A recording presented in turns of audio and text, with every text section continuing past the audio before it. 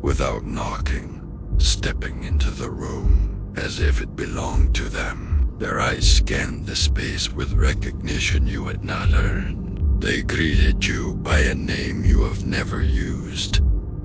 They spoke of events you never lived. They described a version of you that diverged long before this moment, a branch you never followed. Their certainty was absolute. Their memory was flawless, and none of it was yours. They spoke of the other you with clinical precision, a person who made different choices, who walked different corridors, who opened doors you avoided. They remembered your voice, but not the one you use now. They remembered your habits, but not the ones you formed here. They remembered your fears, but not the ones that keep you awake. Their memory was a map of someone who shares your shape, but not your history. They laid out evidence with unsettling calm, photographs of you in places you never visited, notes written in your handwriting, but with intentions you never formed, objects you never owned, worn down by use you never gave them. They insisted these were yours. They insisted you had forgotten. They insisted forgetting was dangerous. They adjusted their posture to match yours, every movement synchronized, every breath aligned. They claimed this was how you used to sit before the divergence. They claimed your body still remembers, even if your mind does not. They claimed the other you would recognize this moment instantly. Then they watched you breathing shift just slightly and said that was it. The first sign your old self was trying to surface. They described walking this corridor with you. They remembered which doors you opened. They remembered which ones you feared. They remembered the moment you turned back, choosing safety over curiosity. But you have no memory of this place. You have no memory of choosing anything here. Yet the corridor reacts to their presence, shifting to accommodate their recollection. And as they spoke, the lights hummed in agreement, flickering in the exact rhythm they described. The floor seemed to tilt toward the path they insisted you once took, as if the building itself trusted their memory more than yours. They presented a notebook filled with your thoughts, but none of them belonged to you.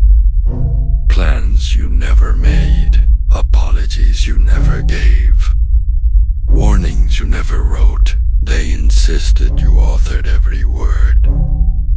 They insisted the other you left is behind. They insisted you were meant to continue where they stopped.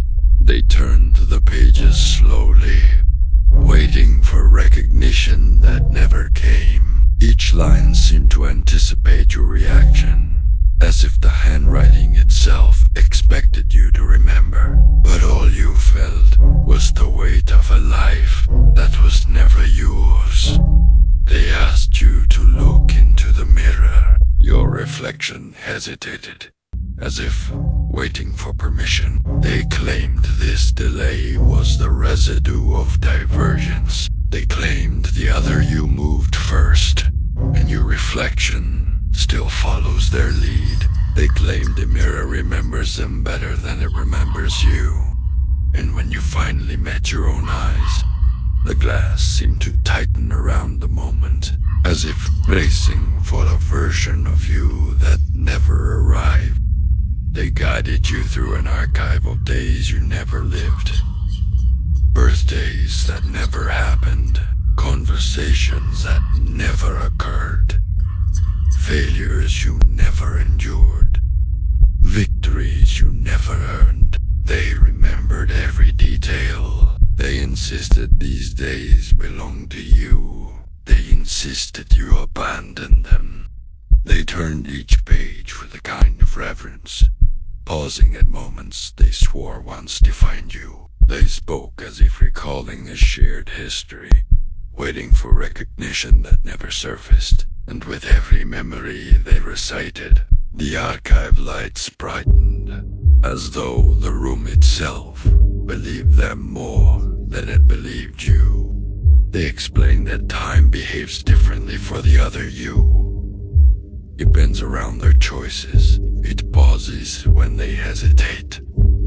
It accelerates when they commit. They claimed your timeline fractured when you forgot them. They claimed forgetting was the first divergence. They claimed remembering would be the last. And as they spoke, the corridor lights stuttered, stretching each flicker into something longer than a second, as if time itself was testing you, waiting to see which version of you would answer next. They insisted this door was meant for you. They insisted the other you opened it without hesitation. They insisted what lies behind it is the reason they remember you so clear. They insisted you must open it now. But the door has no handle. It responds only to memory you do not possess. As you stand before it, the frame tightens, subtle, almost imperceptible, as if the door itself is straining to recognize you. A faint pulse travels across its surface, waiting for a recollection you cannot provide. They revealed their face, a version of you shaped by choices you never made. Their eyes held recognition you could not return. Their voice carried memories you could not claim. They insisted they were not here to replace you. They insisted they were here to remind you. They insisted remembering them would restore what was lost.